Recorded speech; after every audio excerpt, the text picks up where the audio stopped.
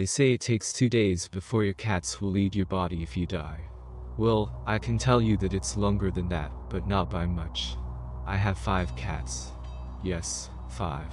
My fiancé and I started with 1, then graduated to 3 after a friend started having allergic reactions and had to give his 2 up. Then, the same happened a few years later with one of her friends. Now we're at 5. It's too many cats in my opinion, but what can I do at this point? They're here to stay and I love them, unconditionally. A while ago now, my fiancé left for a trip to Thailand. She's into Muay Thai and so is her brother, so he invited her to go with him on a training trip his gym was taking. This left me home alone for a while, which, as an introvert as well as a professional writer who was currently in the midst of his 2nd novel, was not unwelcome. I was looking forward to some valuable alone time and a distraction-free environment in which to make some progress on my writing. 3 days into her trip, I had been doing just that. Around 4 p.m., I finished my 3rd chapter in as many days. I was thrilled, but needed a change of pace as my mind was beginning to give off sparks.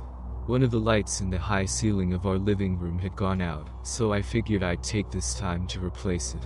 I went into the garage and got the ladder, then set it up under the light. I stood on the 2nd from top step looking up. Even though I'm tall, I could still barely reach the light. I went up to the next rung knowing full well it wasn't safe. I could reach it now, but it was still at an awkward distance. I thought about it for a second, then decided to just go for it. I didn't want to have to find another ladder or call an electrician, plus I'm pretty sure-footed, so I stepped up onto the top of the ladder. I could comfortably reach the light now. The bulb was a pretty standard screw-in type that could easily be changed out, except that there was a thin metal rim that went about halfway around the circumference of the fixture and blocked the bulb from coming out.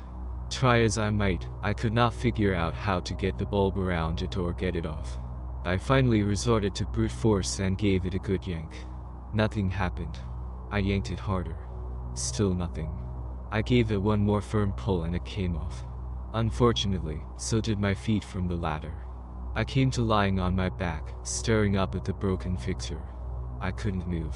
I could tell I was breathing, and a dull aching in my back that seemed many miles away told me that I still had some life in my nerves. But otherwise, nothing. Panic didn't last long as there wasn't anything I could do. Since I was conscious and could feel a bit, I figured it would pass.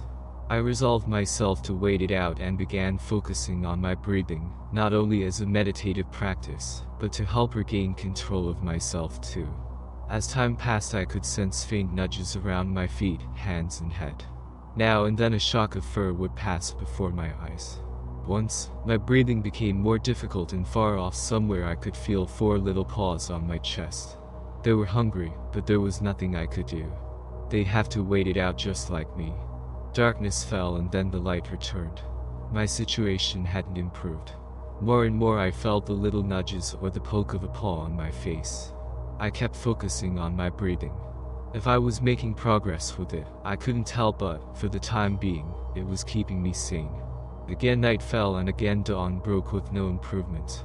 The nudges and pokes were getting more frequent and far more desperate. I could feel a gnawing sensation in my own stomach, and my lips were beginning to feel dry and cracked. Sometime during the 3rd night is when I felt the teeth. Again, that far-away sensation, almost as if it were happening to someone else. Even so, the feeling was unmistakable.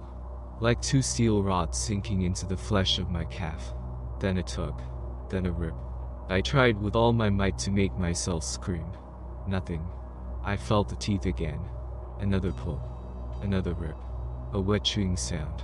I waited for my lungs to fill with air, and then focused all my energy into forcing it out.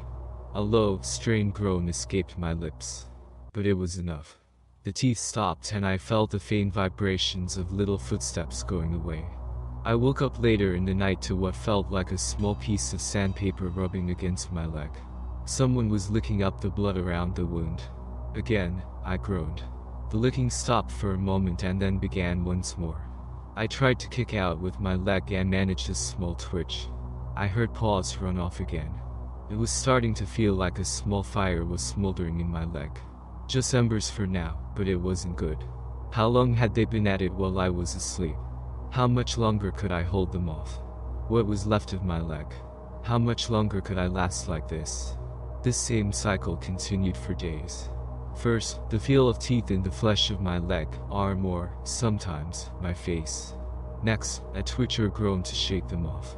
Sometimes more than one set of teeth at a time. Sometimes, they wouldn't leave. I could feel the wetness of blood on parts of me. I could feel the small embers of pain and infection all over. My stomach felt like it was filled with nails. My mouth was like hot sand.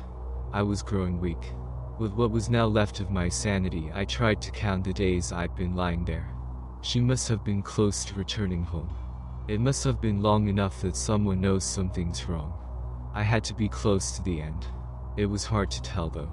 With the sensation of 5 little sets of teeth all tearing at 5 different parts of me, concentration was in short supply.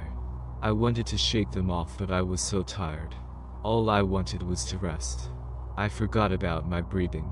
My eyes began to go black. My thoughts began to fade far off somewhere. I heard the rumble of a car engine.